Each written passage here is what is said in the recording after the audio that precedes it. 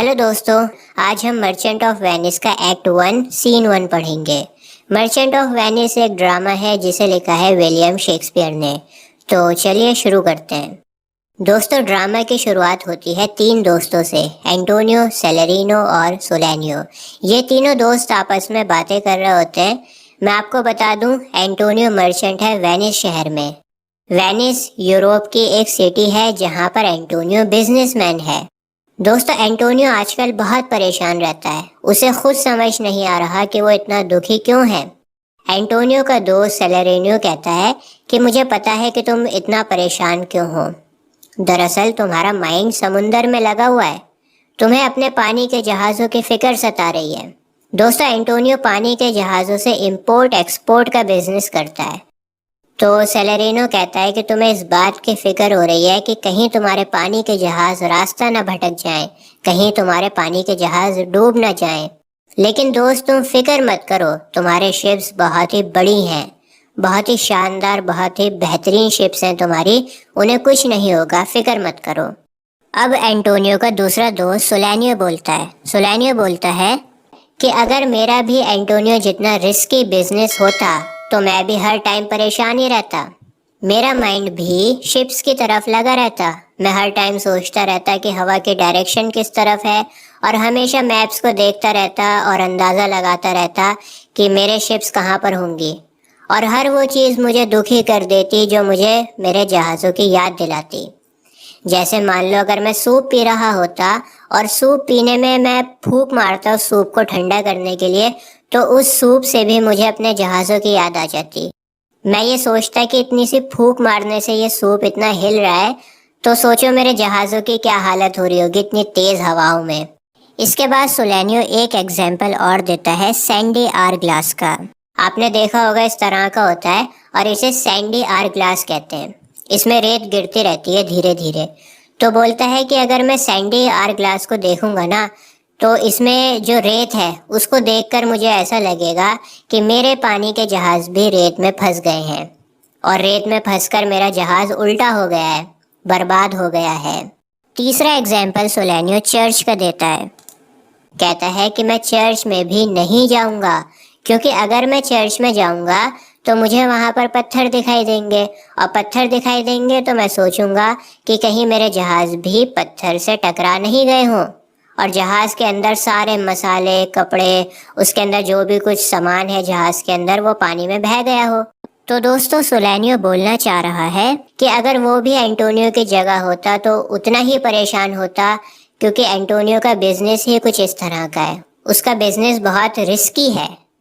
उसके शिप्स कभी भी बर्बाद हो सकते हैं, कभी भी उसका नुकसान हो सकता है। तो 3 एग्जाम्पल दिए हैं सोलेनियो ने। पहला एग्जाम्पल दिया था सूप का, दूसरा एग्जाम्पल दिया था सैंडी आर ग्लास का और तीसरा एग्जाम्पल दिया था चर्च का। इसके बाद एंटोनियो बोलता है। एंटोनियो कहता है, नहीं नहीं, मेरा यकीन करो, ऐसा कुछ नहीं है।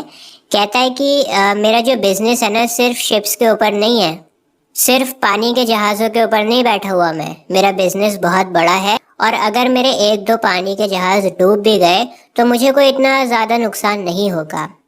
तो शिप्स और बिजनेस की मुझे कोई टेंशन नहीं है, इसकी वजह से मैं परेशान नहीं हूँ, तुम लोग गलत हो। सेलेरिनो कहता है, अच्छा तो बेटा फिर तो तुम्हें प्यार हो चुका है।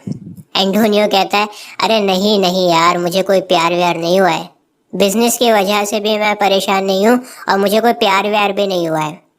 सेलेरिनो कहता है, तो फिर तुम्हारे दुखी रहने की एक ही वजह हो सकती है। दरअसल तुम खुश नहीं हो, इसी वजह से तुम दुखी हो। कुछ ऐसा काम करो जो तुम्हें खुश रख सके। मतलब कहना चाह रहा है कि तुम बिना किसी वजह से दुखी हो रहे हो, तुम्हारे पास कोई रीज़न नहीं है दुखी होने का, बस तुम खामा दुखी हो। दोस्तों, अब सेलेरिनो 2 एग्जाम्पल देता है। सेलेरिनो कहता है कि कुछ लोग तो इतने ज़्यादा खुश होते हैं, इतने ज़्यादा खुश होते हैं कि वो अगर किसी के फ्यूनरल पर भी जाएंगे ना, किसी के अंतिम संस्कार पर भी जाएंगे तो वहाँ पर भी खुश रहेंगे। मतलब चाहे कितना भी दुख का माहौल क्यों ना हो, वो लोग हमेशा खुश रहते हैं। लेकिन कुछ लोग ऐसे भी होते हैं जो हमेशा दुखी रहते हैं। चाहे कितना ही अच्छा क्यों ना हो जाए उनकी ज़िंदगी में, वो हमेशा दुखी मिलेंगे। अब इनकी बातें चल ही रही होती हैं, इसी दौरान एंटोनियो के 3 दोस्त और आ जाते हैं। बसेनियो, लोरेंजो और ग्रेशियानो। मैं आपको बता दूं, बसेनियो बहुत इंपॉर्टेंट कैरेक्टर है और ये पूरा ड्रामा इसी कैरेक्टर के आसपास घूमेगा। सोलेनियो एंटोनियो से कहता है, अरे देखो देखो कौन आया है, तुम्हारे 3 बेहतरीन दोस्त आ गए हैं, अब तुम इनके साथ टाइम बिताओ, हम लोग चलते हैं। इसके बाद सेलेरिनो भी बोलता है। सेलेरिनो कहता है कि मैं तो यहाँ से तब तक नहीं जाता जब तक तुम अच्छा महसूस नहीं कर लेते, लेकिन अब क्योंकि तुम्हारे इतने अच्छे दोस्त आ गए हैं इसलिए हम लोग यहाँ से चलते हैं, तुम इन तीनों के साथ वक्त गुजारो। एंटोनियो कहता है, अरे नहीं नहीं यार, तुम लोग भी उतने ही अच्छे हो जितने ये लोग हैं। तुम लोग ये क्यों नहीं कहते कि तुम्हें कुछ काम है इसलिए जा रहे हो यहाँ से, बहाने क्यों बना रहे हो? अरे भाई कुछ काम है तो चले जाओ, इस तरह से बहाने तो मत बनाओ। बसेनियो कहता है, अरे यार तुम लोग तो ईद का चांद बन गए हो, कभी मिलते ही नहीं हो, कभी वक्त निकालो हमारे लिए, साथ में बैठते हैं, गप्पे शप्पे मारते हैं। सेलेरिनो कहता है, हाँ यार वक्त निकालना पड़ेगा, वक्त निकाल कर किसी दिन बैठकर बातें करेंगे। दोस्तों अब सेलेरिनो और सोलेनियो वहां से चले जाते हैं। ग्रेशियानो बोलता है, यार एंटोनियो तुम तो एकदम बदल गए हो, लगता है तुम इस दुनिया की कुछ ज्यादा ही फिक्र कर रहे हो, ज्यादा सीरियस मत हो दोस्त। ग्रेशियानो मस्त मौला इंसान है एकदम, और हमेशा टेंशन फ्री रहता है और हंसी मजाक करता रहता है और बहुत ज्यादा बोलता भी है ये। तो एंटोनियो कहता है उससे, नहीं यार ग्रेशियानो ऐसा नहीं है, मैं दुनिया को उसी तरह से देखता हूँ जिस तरह से ये दुनिया है, और हर इंसान का दुनिया में कोई ना कोई रोल है, और मेरा रोल इस दुनिया में सैड है। आपने देखा होगा कोई इंसान बहुत खुश रहता है हमेशा, कोई इंसान बहुत दुखी रहता है हमेशा, कोई इंसान बहुत गुस्से में रहता है। तो एंटोनियो कह रहा है कि हर किसी का अपना अपना रोल है, और मेरा जो रोल है ना इस दुनिया में वो सैड है, इसमें मेरा कोई कसूर ही नहीं है, मेरा तो रोल ही सैड है, तो मुझे सैड ही रहना है इस दुनिया में, चाहे मैं कुछ भी कर लूँ हमेशा सैड रहूँगा। अब ये बातें सुनकर ग्रेशियानो बोलता है, देखो यार मैं तो ये चाहता हूँ कि मैं हमेशा खुश रहूँ और इसी तरह हंसते खेलते एक दिन बूढ़ा हो जाऊँ, मतलब सारी ज़िंदगी मेरी हंसते खेलते निकल जाए। और कहता है कि अगर शराब पीने से मेरा लिवर भी ख़राब हो जाएगा ना तो भी मुझे मंजूर है, लेकिन मैं दुखी नहीं रह सकता, मतलब मैं हमेशा खुश रहूँगा, हमेशा लाइफ को एंजॉय करूँगा। मेरे तो समझ नहीं आता कि जवान लोग इस तरह से क्यों रहते हैं, जैसे उनके जिस्म में कोई जान ही नहीं हो। जवान लोगों को तो सबसे ज्यादा खुश रहना चाहिए। एक दुखी इंसान जब जागा हुआ होता है ना तब भी वो ऐसा लगता है कि सो रहा है, मतलब उसके अंदर कोई एनर्जी नहीं होती, कोई एक्साइटमेंट नहीं होती, ऐसा लगता है कि उसे जॉइंटिस हो गया है। जॉइंटिस एक बीमारी होती है जिसमें खून की कमी हो जाती है और फेस पीला पड़ जाता है, फेस की जो रंगत होती है वो उड़ जाती है। मतलब यही बोलना चाह रहे हैं कि एक दुखी इंसान अच्छा नहीं लगता, ऐसा लगता है कि वो बहुत बीमार है और उसमें कोई भी जान नहीं है। ग्रेशियानो बोलता है कि एंटोनियो मैं तुमसे बहुत प्यार करता हूँ और इसीलिए तुम्हें समझा रहा हूँ, खुश रहो यार। कुछ लोग रुके हुए पानी की तरह होते हैं, वैसे मत बनो। रुका हुआ पानी अगर आप देखोगे तो वो बहुत गंदा हो जाता है, उसमें से स्मेल आने लगती है और उसके ऊपर एक ग्रीन कलर की लेयर जम जाती है जिसे हम कहते हैं काई। इसके बाद बोलता है कि कुछ लोग बहुत ही कम बोलते हैं, उन्हें लगता है कि अगर हम लोग कम बोलेंगे तो ऐसा लगेगा कि हम बहुत ज़्यादा इंटेलिजेंट हैं।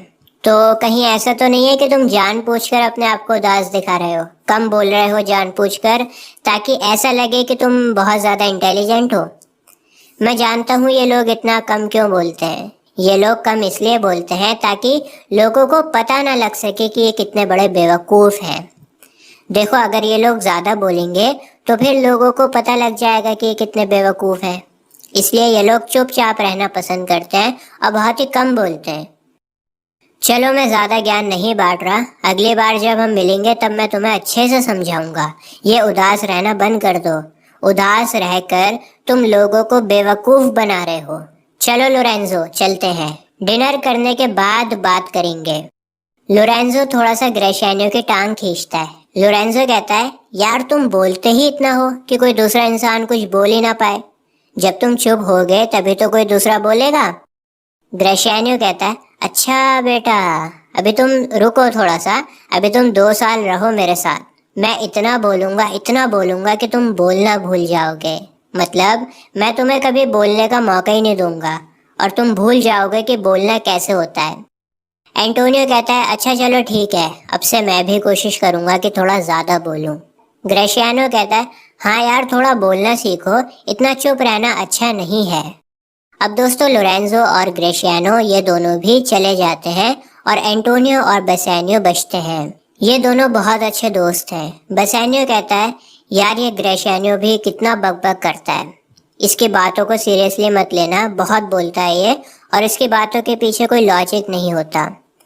एंटोनियो कहता है अच्छा चलो छोड़ो छोड़ो, तुम मुझे ये बताओ कि उस लड़की का क्या हुआ जिससे तुम मिलने वाले थे। दोस्तों मैं आपको बता दूं बेसानियो बहुत ही खर्चीला इंसान है, अपने पैसे फजूल की चीज़ों पर उड़ा देता है ये, और जब भी इसे पैसों की ज़रूरत होती है तो ये एंटोनियो के पास में आ जाता है पैसे मांगने के लिए।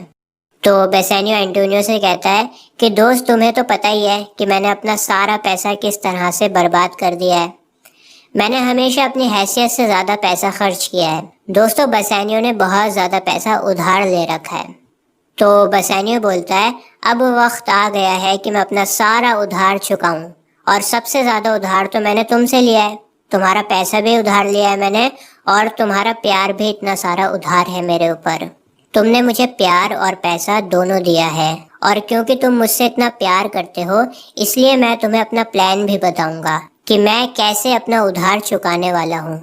एंटोनियो कहता है ठीक है, इतना ज़्यादा एक्सप्लेनेशन देने की ज़रूरत नहीं है, मुझे पता है कि तुम एक अच्छे इंसान हो, सही इंसान हो, फिक्र मत करो, मैं तुम्हें हर तरह से मदद करने के लिए तैयार हूँ। दोस्तों अब बेसानियो अपना प्लान सुनाएगा एंटोनियो को कि कैसे वो अपने कर्जे को चुकाने वाला है। बेसानियो कहता है कि स्कूल के दिनों में जब मैं तीर चलाता था तो मेरा जो पहला वाला तीर होता था वो खो जाता था अक्सर, तो अपने तीर को ढूंढने के लिए मैं उसी डायरेक्शन में उतनी ही जोर से दूसरा तीर चलाता था और उसे बहुत ध्यान से देखता था, और जब मैं दूसरे वाले तीर को ढूंढने जाता था तो फिर मुझे पहला वाला तीर भी मिल जाता था, और जो मैंने बचपन में किया था वही अब मैं करने वाला हूँ। दोस्त तुम मुझे दोबारा से पैसे उधार दे दो, और इस बार जो तुम मुझे पैसे दोगे उधार उसे मैं इन्वेस्ट करूँगा, ऐसी जगह पर लगाऊंगा जहाँ से मुझे बहुत अच्छा रिटर्न मिलेगा, और फिर मैं तुम्हारा पहले वाला उधार भी चुका दूंगा और अब जो तुम मुझे पैसे दोगे ये भी चुका दूंगा।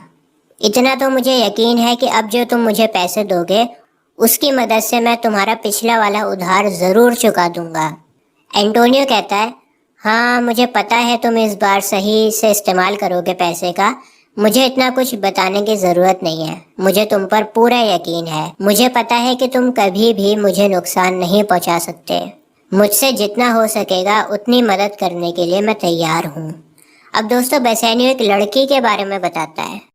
बेसानियो कहता है कि बेलमोंट शहर में एक बहुत ही खूबसूरत और अमीर लड़की रहती है, बाहर से भी बहुत खूबसूरत है और अंदर से भी बहुत खूबसूरत है, मतलब दिल की बहुत अच्छी है, अंदर और बाहर दोनों तरह से खूबसूरत है, और उसका नाम है पोर्शिया। पोर्शिया इतनी फेमस है कि पूरी दुनिया में इसके चर्चे हैं और दुनिया भर के लोग उसके पास में शादी करने के लिए आते हैं।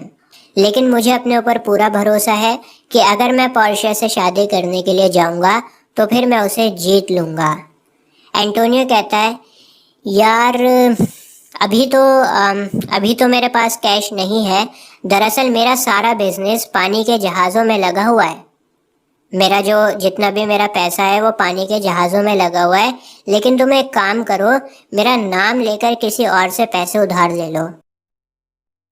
तो दोस्तों यहाँ पर हमारा एक्ट 1 सीन 1 ख़त्म हो जाता है मर्चेंट ऑफ वेनिस का, और मैं आपको एक्ट वाइज सीन वाइज समझाऊंगा। तो अभी आपकी स्क्रीन पर एक्ट 1 सीन 2 की कहानी आ रही है। अगर आपको आगे